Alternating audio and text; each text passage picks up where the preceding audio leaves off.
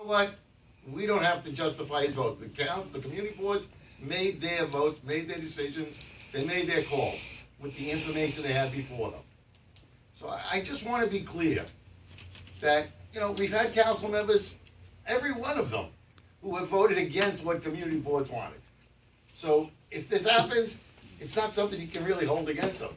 You know what I mean? Elected officials, you make that decision at the voting booth. Exactly. You make that decision at the voting booth, okay? Not in this room. Bob, thank you for that, but I haven't voted against You the haven't said community whether you're gonna board. vote against it or not. Right, I I'm haven't. just saying, you have every right to do so, if that's what Bob's you got choose. your back. That's all I'm No, saying. listen, Bob brings I up don't a, agree with Bob, everything he Bob- says either. Bob brings up a point here that's a real point. I can take a position, city council, here I have weight because it's in my district, but trust me, I don't have the final say. It goes to two committees, comes out of a subcommittee, and then it goes to the full committee, and then it goes to the full council vote. So it's two committees and a council that will decide whether or not this project is done. That's what transparency, how the system works. Now, typically, and I'm new to the city council, I've only done one of these so far, I've been very lucky with it, and it was Williamsbridge Road. That was a 9-story building that I was able to bring down to 6 stories or 7, what is it, 7 stories, 130 units with parking, negotiated this thing at the final moment, and hey, we can make this happen if you agree to this, we can make this happen. If not, you're on your own. They agreed, they settled, and that should be approved any day now. Comes out of city council today. That was the rule today. But that was with the hearing back from the community, said, Mark, it doesn't fit with the building, adjoining building was 6 stories, Williamsbridge Road on Allerton Avenue. And this was 9 stories, even though it's 9, the height's a little different. So now they're almost parallel. Going back to your argument. We're saying. And we made sure that parking was in there when it didn't have to be. And I'm sorry, and right, you were away and I was going crazy trying to negotiate this. You guys, but you have to understand its entire point. And you raised a very good idea. You have some very good ideas. I like that. He was actually It's making surprised. sense. He was surprised that I got it from 9 to 8 and then Now 7. it fits. Before it was like, what is That's this all we're nonsense? asking for. Look, we're realists here, okay? We Yes. know affordable housing Yes. is needed, right? We also You have know to be that more than realistic. likely this is gonna go through, okay. However, I think, and these are 2 residents of Blondell who live right It's gonna next to go it. through. Would it be more palatable if it came down to the context? Well, definitely. It's gonna go through and we have to negotiate and figure out a way to make it work for them. John Doyle, are you done? You can't say nothing, That's you an can idea. say nothing, you're gonna build whatever. He wants to say something. Go ahead. I mean, Please. he lives across the street. Okay, yes, well, Councilman, thank you for coming here. It's a good discussion. I live on Blondell Avenue. You know, our concern all along has been that the zoning was proposed just kind of for this particular spot, where zoning had really been redone previously for the whole area. We should think about the whole area, and that's the whole thing, is that this building is really just too large. And so basically, you know, it's just too large. And basically having, when you look at the street, you have smaller buildings, you have like automotive shops, a lot of other businesses.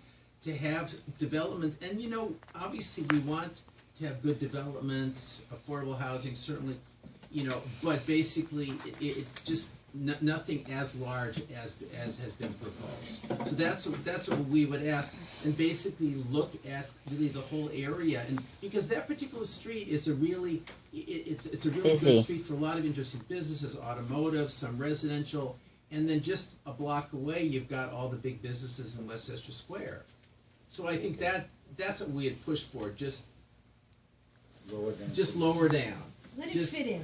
Let it fit. This is what And this is, I love what you just said, and this is what these conversations are supposed to yield, where we become proactive. I say, wait a second, I wanna look at a whole area, because I don't wanna go through this 6 months from now, a year from now, with another developer that may come in and may wanna put something there that we definitely don't want, and that may be anything. It could be a manufacturing, it can be, I don't know, textile, it can be anything. You look at an area and you say, you know what, let's look at all of Blondell Avenue, but under our terms, our conditions. This is what we would like to see here, that complements. So maybe we have a building, maybe we put a school, maybe put commercial. That's what you're supposed to look at, office buildings. Yeah. All of these things are how we're supposed to approach these things. And I've only been in the city council for 1 year. All I've seen so far is we react to something that is proposed, and then the emotions get in the way, and we get blinded by what's going on, and we don't look at this in a proactive way. I held what I thought was important to bring everyone in from Community Board 10 and 11, the two districts represent, to have like a tutorial, 101 education on how developments are done, when community board approval is needed, when community support or opposition is powerful, when it's not, what's as of right, what the different zonings mean, what the different programs mean. That's how we have a better understanding overall. And then we say, hey, this is our neighborhood, right? We should know what's best. And when we know it's best, we start looking at plots of land, areas. And I'm gonna tell you something else. If this community board, you're in 10, but let's say 11 here, you guys need to wake up. What I'm telling you is real. I'm not selling a boogeyman dream that I nightmare to you. You don't have a shelter. The mayor is proposing 90 shelters in New York City. Just breaking it down by the community boards, you're getting 2. Where do you want to put them?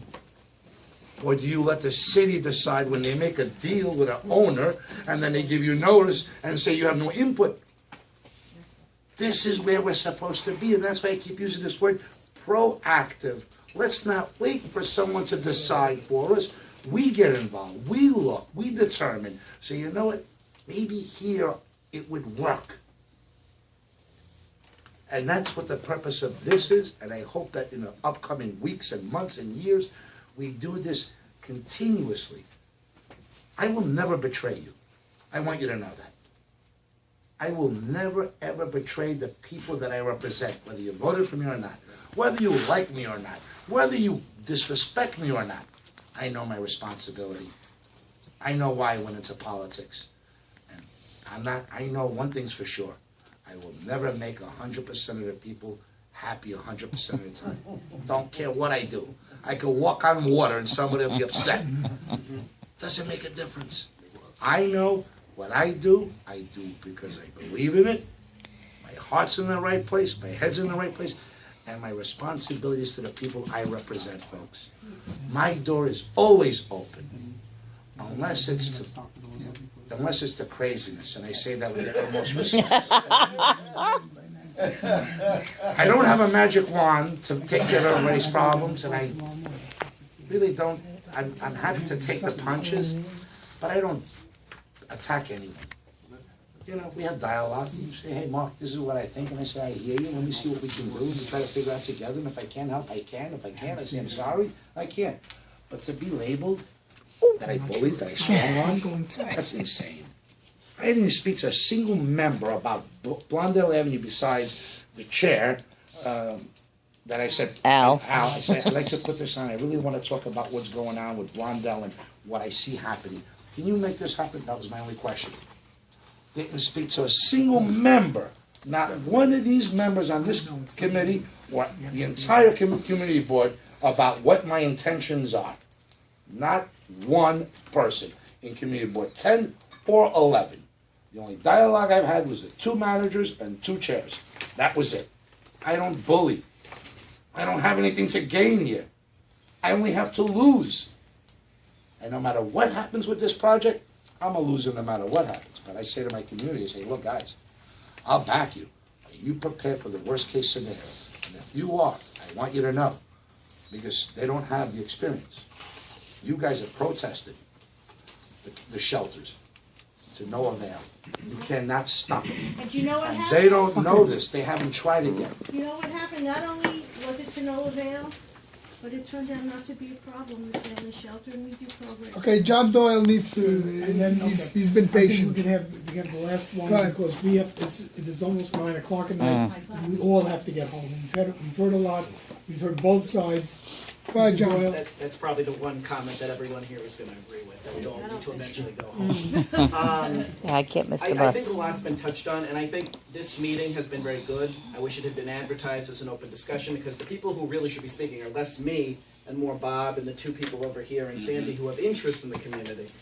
But I think one very important point needs to be made here, and it's something that Bob touched on earlier, and that's that the community board's vote is advisory, and both boards voted no. It carries tremendous weight, but it is an advisory vote.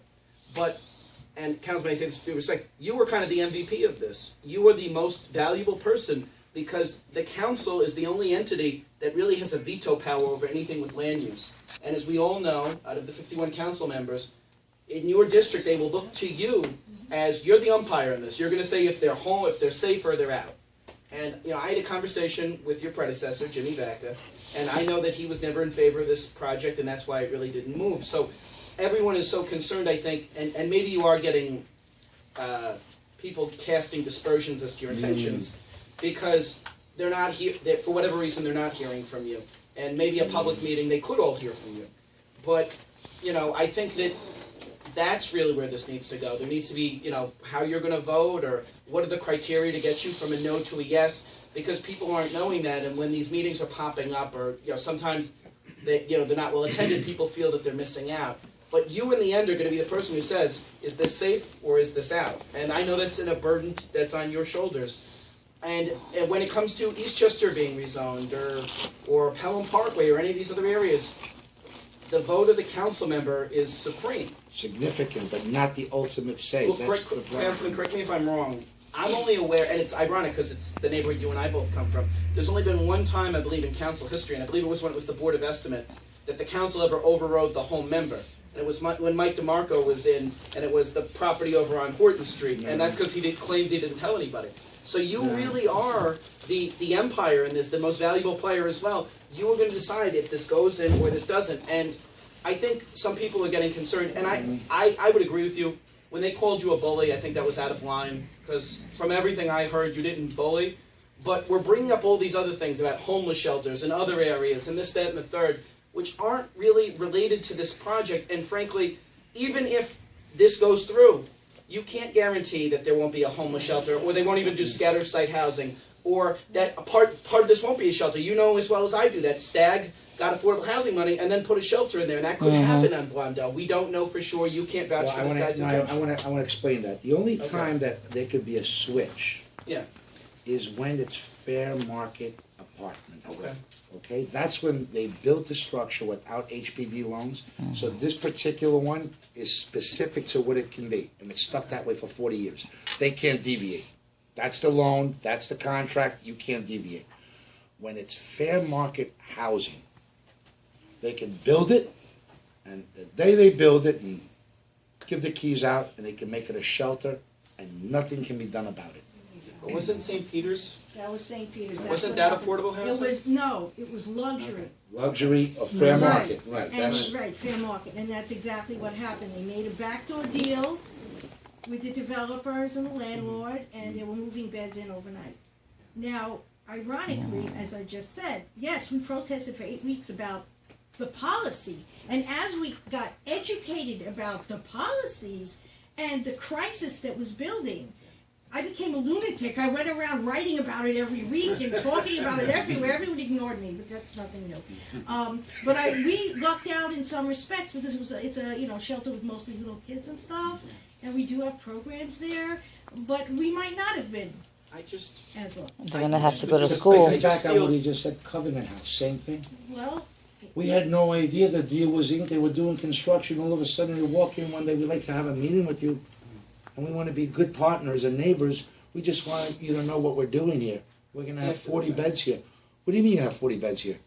oh yeah, this deal was done. We financed it, we did construction, That's the and we structure. expected, no one had any It's idea. been going on for And I go back to what you just said. Yeah. I want you to know something. Yeah. Go ask the electeds on Jerome Avenue how much say they ultimately, we have a say, right? Jerome Avenue is completely rezoned. One of the others. Yeah. The electeds are unhappy, the residents are unhappy, the businesses are unhappy. Nobody's happy with that deal. And they began with, we need this, we need that. Yeah. But ultimately, they crafted it with some input and then figure it out. And when I look at city planning, they figure out, say, you know what, we got this for you. And they took little bits and pieces and decided what was gonna be the package, and it's all or nothing. And they throw it down And your those council throat. members maybe shouldn't have voted for it, and that's a good point, we can always learn from other people. We did get positive votes from both community boards, all three community boards. But I At the end. just, At the end. but again, I just need to say, if they do try to build a shelter there, I mean, how many units could that be? That would be a discussion to have at that point.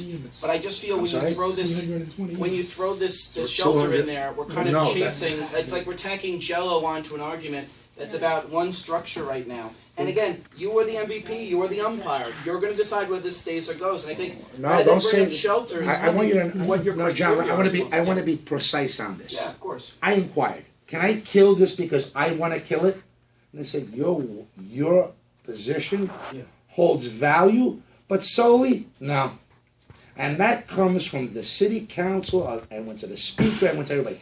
Your position is valuable, but not to say, it's not what you say goes. It's valuable because you represent, and the belief is that council member knows what's in the best interest of the community, so there's weight. Mr. Chairman, before we adjourn. And by the way, and I'll answer that question, I'm opposing a road diet, tooth and nail, I can't I stop never, it. yeah, I've never said anything. So that's if you that comes from City Hall. But the land use, the One road last- diet doesn't have a process by which you have a binding vote. One There's last, just a gentleman who's been sitting behind you, who hasn't been able to get a word in, and I didn't know if you wanted to address. Go ahead. it. Yeah, I would like to say He's been something. hiding in the back. I used to own a business on 60 Westchester Square. It was a flower shop. I went out of business. I live on Blondell. From my experience of being there many years and from what I see as a project of affordable living, I would think it'll be good for the neighborhood because I see what's going on. Blondell Avenue is dead at night. They dump garbage all the time. It's dangerous. There's no people walking around except for the school kids. When the school's out, there's nobody around there. My friends own businesses all over the place, and I speak to them constantly because I have, so many years we know each other. Oh, this problem, we're gonna close. And my rent was very cheap. And I've been doing the flower business for many, many years in Manhattan, all over. And I wasn't able to keep my doors open due to lack of people. So I think a project like that for affordable living would bring people. But it's not There's affordable. parking. It's not affordable. This is what I know, and everybody has their own picture. And on the other hand, when you're talking about raising a building high, and I'm thinking to myself out of common sense, behind this building, there's train tracks. There's nothing. If there were other buildings and other people, I agree. Why would you put something big in the middle of nowhere like a mushroom? But what you're doing by building high is at least you're making something look better than what it is.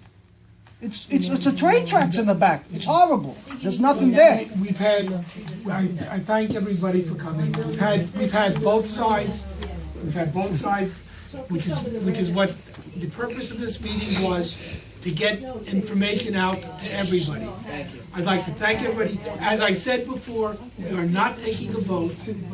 Can you say one last thing, just to be clear, as the councilman said, this is an opportunity to be proactive, to talk about the planning. We don't have a plan in place, this is about thinking about what that should be, Thank you, so everybody. please do it, thanks. Thank everybody for coming. Can I just make one? Wait, wait, hold on, wait.